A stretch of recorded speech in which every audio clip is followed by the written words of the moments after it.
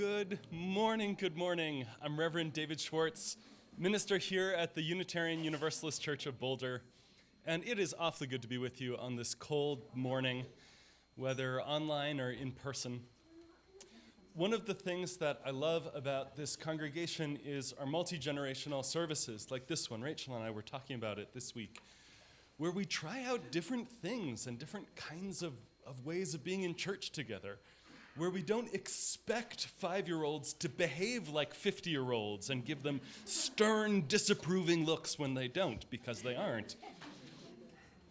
If you're joining us online, you can fill out a visitor form in the link in the description. We'd love to connect with you. But to just briefly give you an idea of what we're about, our mission is to connect bravely, to deepen spiritually, to embody justice, and always to love. And I think what we mean by all of that is that there's an invitation into this time together, this moment, this hour together.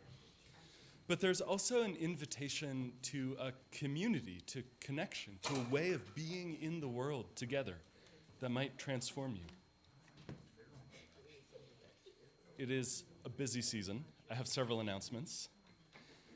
At 12:30 today, here in this room and live streamed, is our State of the Church informational meeting with updates from staff and board and finance. Next Sunday, February 11th, after the service, from 1 to 3:15, I'm very, very excited. The Climate Action Ministry team is putting together a workshop led by our former minister, Reverend Kelly, called Spiritual Care for Climate Distress. The sense of what do you do with the overwhelming awfulness of the future of climate? What do you do with all of that feeling? Reverend Kelly is currently the co-director of the UU Ministry for Earth, and if you know her, as many of you do, she's so good.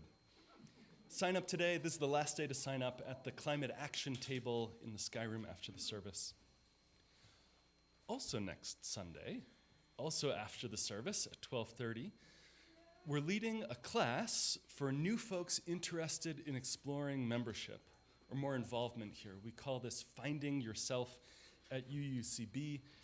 The idea being like, how do you find and make your way through a new community that you're getting to join and connect with? Lunch is provided. We'd love to see you there.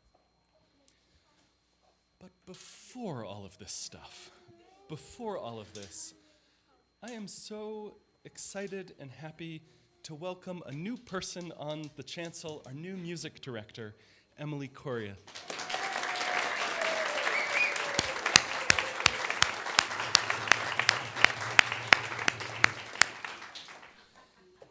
Along with that, I also, all of us, share in such a profound appreciation and gratitude to our interim music director, Judson Lee.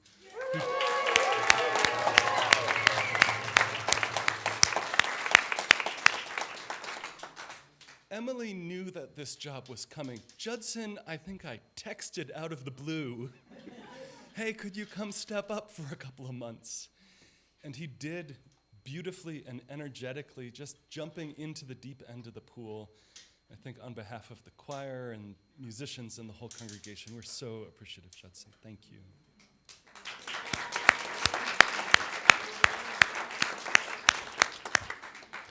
All right, that's all the announcements. Will you take a breath with me? And another now, slowing down, arriving in this moment.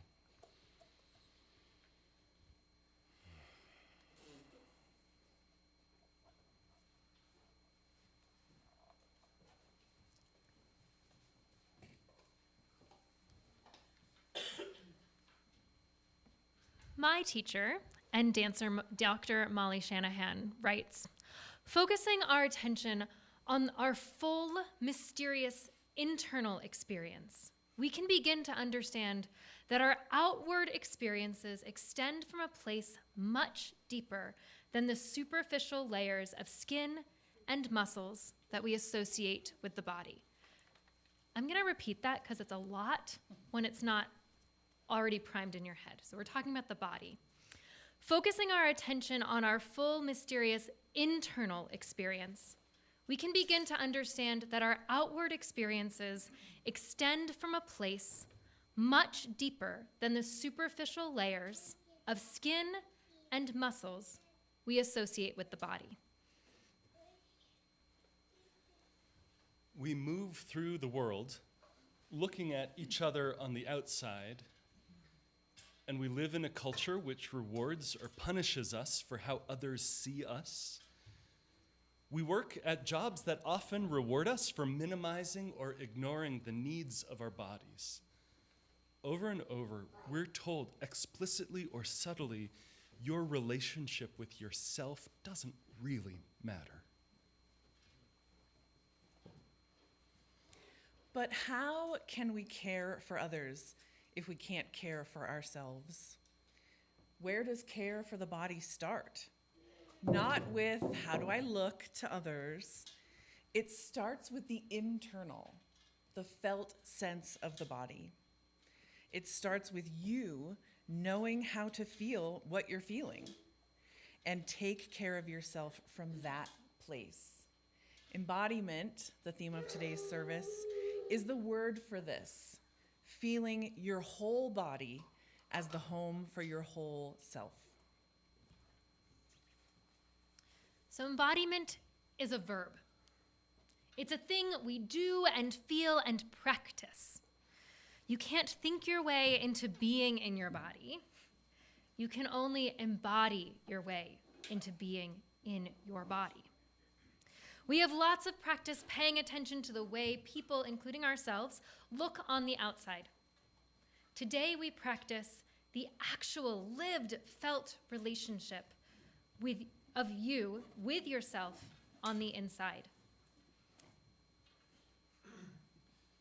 We'll do this today through movement together, practice of paying attention, sitting or standing, speaking or singing, feeling the stiffness of your shoulder or the expansion of your rib cage, the fullness of breath. And all this paying attention to your body may feel at first strange or different or uncomfortable. That's okay. It may be that it is hard to come home to your body, and that paying attention to how you feel is wrapped in layers, in decades maybe, of difficult feelings or fear, anger, or pain. We gather each week to practice sustained, compassionate attention to one another, to the world, and to the holy. We gather to cultivate a felt sense of groundedness in a love that holds all of us. And the work this week is harder still, to turn that same gentle, compassionate love toward our own bodies, to practice embodiment, seeking after a place of self at ease in our own body, in our home, in this community. The Unitarian minister Erica Hewitt writes this invitation to each of us. Put away the pressures of the world that ask us to perform, to take up masks, to put on brave fronts. Silence the voices that ask you to be perfect. This is a community of compassion and welcoming. You do not have to do anything to earn love, or the love that is contained in these walls. You do not have to be braver, smarter, stronger, better than you are in this moment to belong here with us. You only have to bring the gift of your body, no matter how able, your seeking mind, no matter how busy, your animal heart, no matter how broken. Bring all that you are and all that you love to this hour together.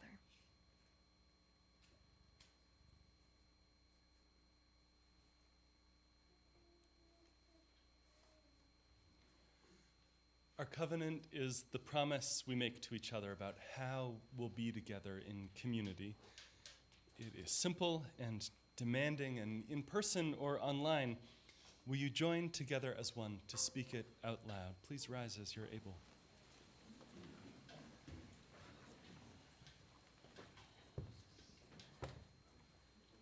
We gather in fellowship to speak truth to each other, to reach out and touch one another, to care with each other, and to seek the truth divine. So be it. I meant to catch you before you sat. Please rise and honor and sit. Rookie mistake. And join in our opening hymn, which is number 128 in your gray hymnal, For All That Is Our Life.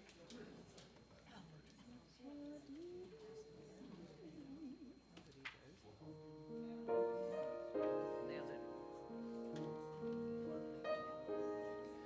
For all that is our life, we sing our thanks and praise.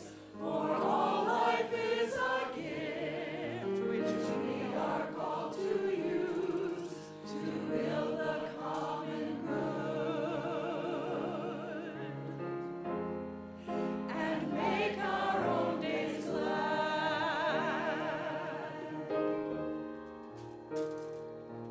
For needs which others serve, for services we give, for work and its rewards, for hours of rest and love, we come with praise and thanks. For all that is our life,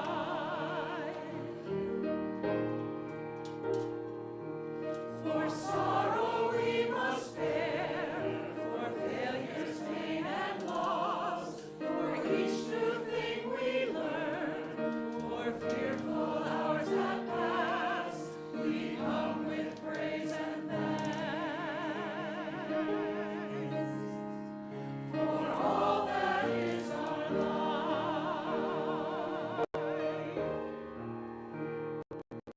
for all that is our life, we sing our thanks and praise.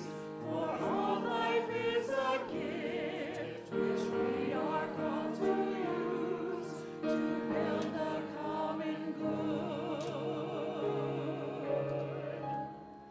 and make our own days glad.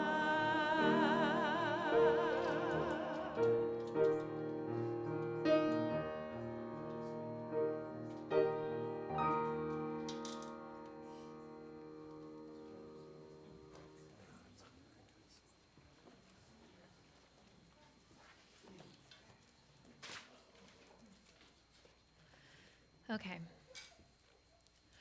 So, oh, it's okay. That pile of papers can just be where it is.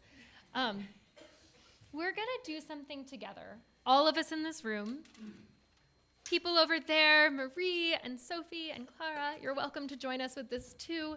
We're going to do a little movement practice. And before it gets scary, don't worry, it's not scary. So as we do this, I invite you to move as big or as small as you feel like you want to, but see if you can find that brave space of movement. And that might mean moving bigger, or it might mean moving more intentionally. It's up to you. But we're gonna start by doing something really simple that you probably already did at some point today. Pick a shoulder and just roll it, forward or back. Once you get tired of rolling that shoulder, roll the other one. Maybe alternate going back, alternate going forward.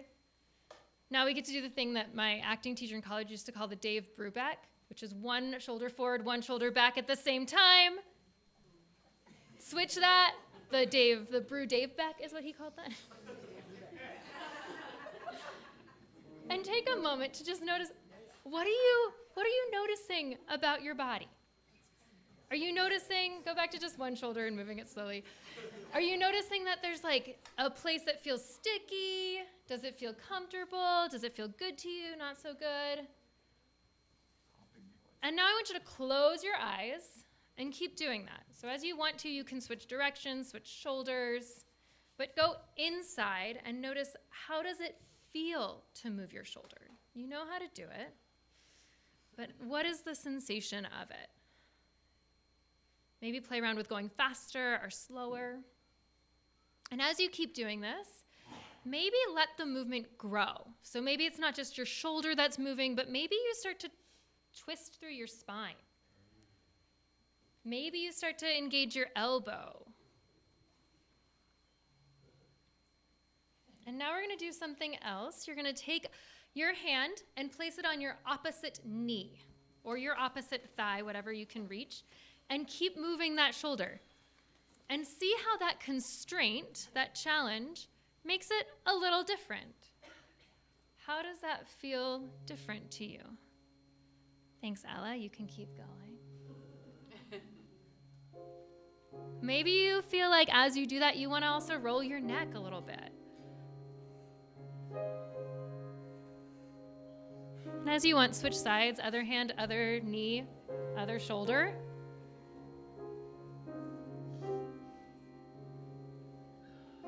And I want you to notice, what about this feels good to you and what feels uncomfortable? Because for some of us, it's like, this is easy, I got this, I could do this all day. And for others, it's like, what am I doing in public doing this? And both of those expressions are okay. When you're ready, take just a couple more rolls and then we'll let that go.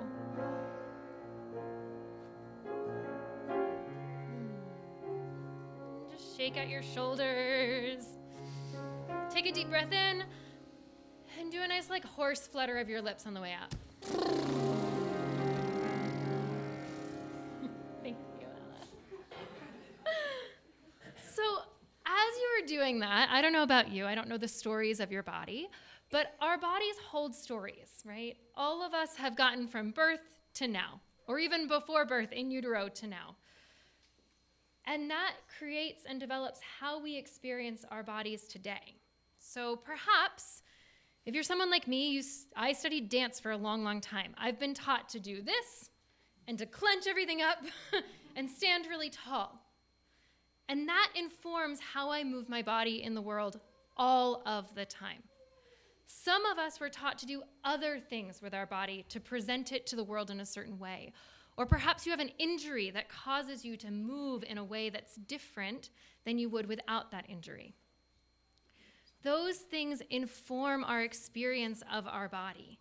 It informs even actually how our thoughts work, because how much we can be in our bodies actually controls some of our emotions, which is really wild. So when we show up in the world in our bodies and those stories coming with us, we get to practice something really unique. And hopefully you got a little taste of that with this shoulder roll that's so simple, which is to notice those things that maybe feel a little less comfortable with compassion, to lovingly attend to the needs of our whole being, which includes your body and your mind and your spirit. And that is the practice of embodiment. To feel our whole selves as a complete, total whole, rather than separate, disparate parts. Judson, can you lead them in a song?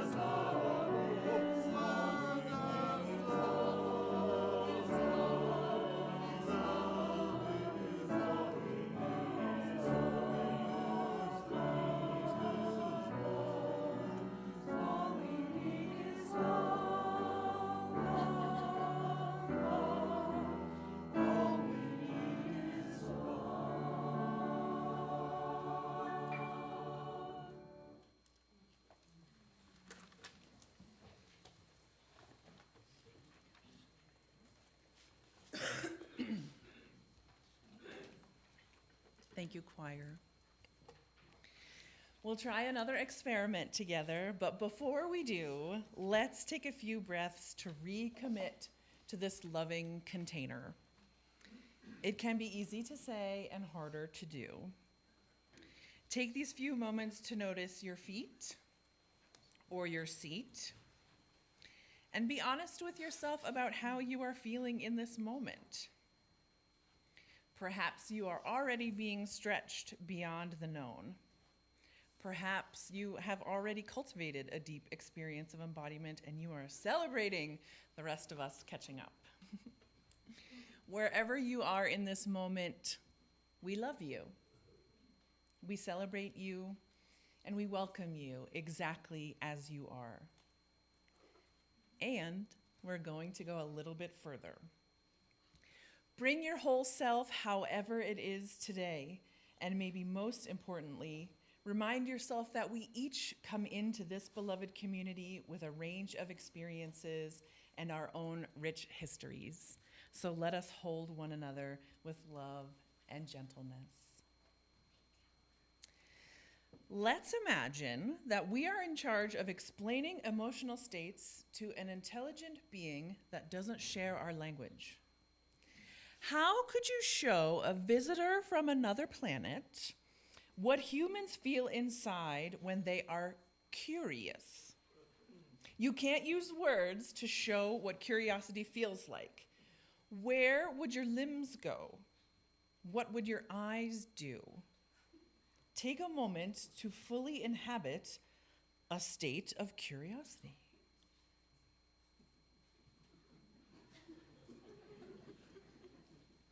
As you are exploring this shape in your body, what can you notice about what's happening on the inside? And give yourself a few breaths to release the experience of curiosity, right? Oh boy. Next, let's try loneliness. How would you show someone what it feels like to be lonely?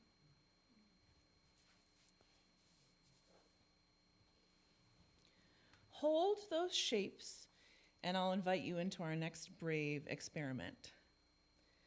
See if there's anything you notice about your internal experience of this lonely shape. Then, see if you can look around the space to see people you know and love, or maybe new people, holding this experience of loneliness. What do you feel as you see this modeled across the congregation? And give yourself a few breaths to let those sensations go. You did it, good job. Several years ago, I began to research the world of emotions. This started as professional development. I wondered how I could safely and effectively teach musicians how to be more expressive performers without faking different states or doing things that they would never do in real life. Eventually, this led me to train as a somatic experiencing practitioner, opening up an entirely new understanding of how emotional states relate to our bodies. We really can't know what we're feeling unless we are feeling it. What I learned very quickly is that most of us try to think our feelings, which would make them thinkings. You might get the sense that this could easily be a very cluttered road to nowhere. Learning how to feel our feelings might sound intuitive, but many of us have learned to steamroll what we know in our bodies to be true. The kids need to get to practice. The report needs to get done. We tell ourselves that we'll sleep when we're dead, or that pushing through is how we get ahead, or that people will judge us if they see us cry. And then maybe, if you're anything like me, you wake up one day and think that you have no idea who you are anymore, or what you even like. Learning to love always, one of our promises to each other, must include ourselves or it's incomplete. As any flight attendant will tell you, in case of emergency, you must put your own mask on first before helping others. If we are constantly working to pour out love without also holding ourselves that way, we will start running on empty and become bitter and resentful. So where can we begin? You might recall from our experiments that as you held those big expressions or emotions, something changed on the inside. As we commit to feeling our feelings more deeply, an easy way in are those moments when suddenly we realize something is off. This can look different depending on who you are and how you were raised. Some of us get grumpy, some of us get sad, and some of us get really, really mad. When you notice that thing, go inside. Let's practice together. Think of a very small annoyance, like someone eating the last banana, or getting in the car a few minutes behind schedule and realizing you don't have enough gas to get where you're going, or whatever it is for you. As you think about this little irritation, give yourself a few breaths to notice what's happening on the inside.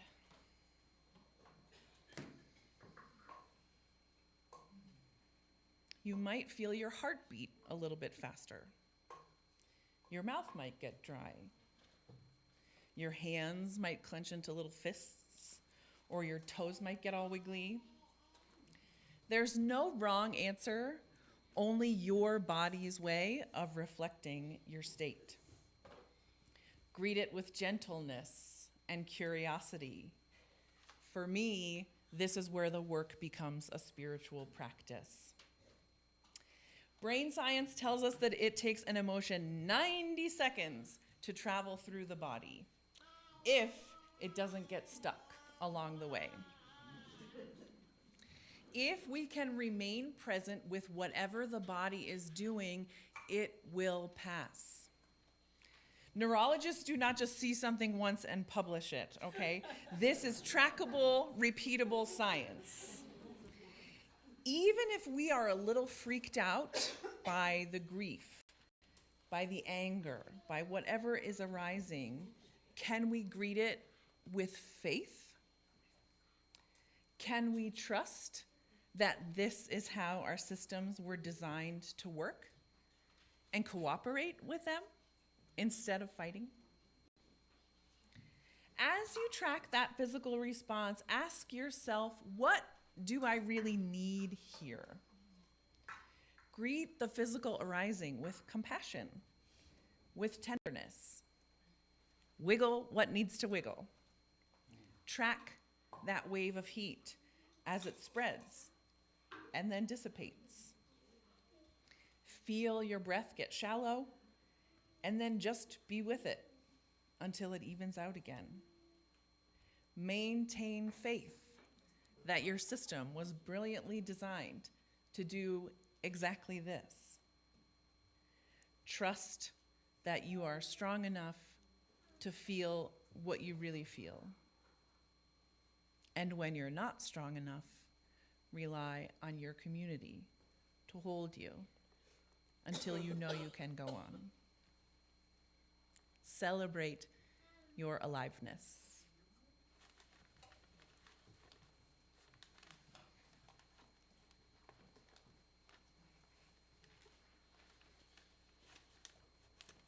Our commitment to connect bravely with each other means that we're called to be glad with those who rejoice and to weep with those who mourn. It means, in other words, that our commitment to connect with each other means we also commit to connect with ourselves. We commit to feel our feelings. Each week we set aside this time in the service to make visible in ritual the joys and the sorrows that are shaping our lives. And those of you here gathered in person, you come forward as you feel moved, starting with the back of the room and the side, and take a stone and place it in the earth to symbolize your joys, your cares, how they take their place in a larger whole. But the work of this ritual is not just the placing of the stone. The thing that's happening here is not the physical thing that you're doing. There's nothing instantly that's transformed when the stone touches the dirt. Instead, what you're doing in this ritual, the whole part of it, everything from sitting in your seat right now to standing, if you do, coming forward, taking a stone, placing it, returning, that whole thing is the container for going down the elevator into how you are and where you are. Sometimes after a service, someone will come up to me and say, "I'm sorry I was crying today." I always feel like, if you can't cry in church, where are you going to cry? But I think even beyond that, what that really is if you can't feel the fullness, the complicated fullness of all of your feeling and being, where are you going to do it? This is the place to practice. This week, I'll place a first stone for Allison Churnside, who's recovering well at home from ankle surgery last week. She misses us. I think she's online right now. And lift up with great love Susan and Tim Bailey, and the concern for the family of Richard Bailey, Tim's brother, who died on Friday in Ohio. We hold you all with such love. And anonymous it may be, but someone has written, and indeed we are thankful for moisture and the connection to this world. For all the blessings and the concerns we carry, we hold this compassionate space with love, and I invite you to come forward as you feel moved.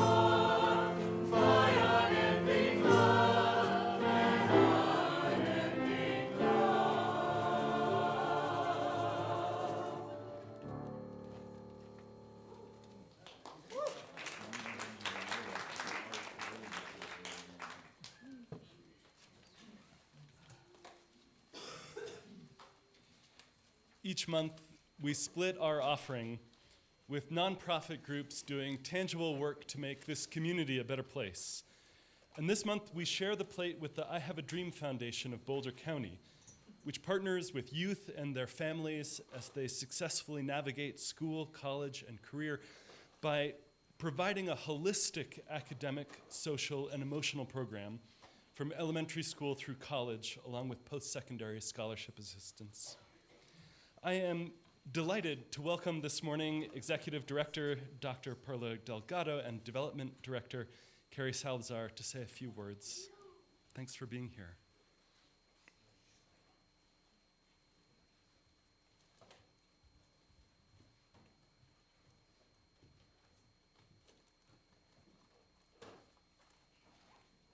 Buenos días. ¿Cómo están hoy? Bien. Qué bueno, qué bueno. Good morning, everyone, or good afternoon for some, depending on the day. I have the pleasure of being the executive director of the I Have a Dream Foundation of Boulder County. We currently work with and for about 500 youth and their families across Boulder County, as mentioned earlier, starting when the students are in first grade and completing that journey when the students have entered their post-secondary education. It truly is a relationship that spans about 13 plus years and encompasses very strong connections to the community and the students, volunteers, donors, and our mission as we deliver it in partnership with our students and the families. It has been such an honor to be around this community for over almost 35 years. A lot of what we do, as mentioned earlier, is providing a holistic approach to education. We're an out-of-school program that works with students after the school day has completed, and we provide academic support, social and emotional support, and aspects of social justice and restorative justice. I was very appreciative of the message this morning around finding community, what loneliness physically means in the heart, and what we've seen post-pandemic is that many of our youth are experiencing that. But we actually have the honor, because of the relationship that we've formed with the students, that we're able to really tackle that early on. And we noticed it post-pandemic. And we've been trying to partner with organizations and volunteers in the community to address that. Because we know students are feeling lonely. They've had academic challenges that got exacerbated because of the pandemic. And they're trying to figure out how to reconnect, how to find community within the school system, in our neighborhoods, and across the county. And we have the opportunity to make that connection for our students and their families. Oftentimes we work with students who are under-resourced, and so we connect with individuals like yourself, like your congregation, and many others across the community to provide the resources that they need to successfully complete their academic journey with us and in the two districts that we serve. We currently have 11 active classes. Our youngest class is a first grade class of 35 scholars in the Longmont area. So if you're interested in volunteering, come visit us. If you're interested in finding connection, and if you experience loneliness, this is a great way to have community with a bunch of beautiful first graders like our guests over here on the side. They're amazing. We do have students who are bilingual, and so if you're interested in developing or practicing your Spanish language, this is a great way to connect with the student and their families, provide academic and social and emotional support. We are always blessed to have communities like yourself donate and believe in our mission. So thank you so very much for giving us this opportunity to talk a little bit about who we are and what we do in partnership with students and their families. We're going to have a table outside if you want to learn how to get involved, if you have extra time on your hands and you want to connect with our youngest scholars who are in first grade to our oldest scholars who are about to graduate, and trying to find resources to better understand what the academic school system looks like in higher ed. Many of our students are first-generation college students, so they're the first in their family, often to graduate from high school and to go on to post-secondary education. So if you have a passion to make a difference in your community, if you have a need to build connection and expand your community and your loved ones and build friendships with students and families who maybe aren't in this room today, this is a great way to build that. And we open our doors and we open our mission to each and every one of you. So welcome to the I Have a Dream Foundation family.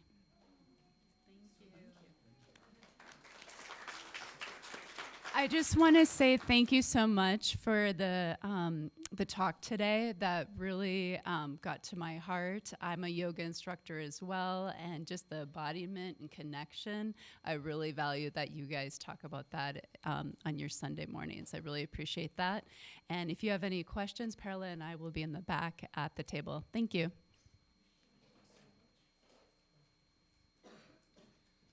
I invite you to give as generously as you're able. For those online, you can use the QR code or find the link in the video description. And y'all here in person can drop something into the baskets as they pass or make a donation by scanning the QR code. May these gifts be used to enact justice and bring peace and love and flourishing to this whole Boulder community.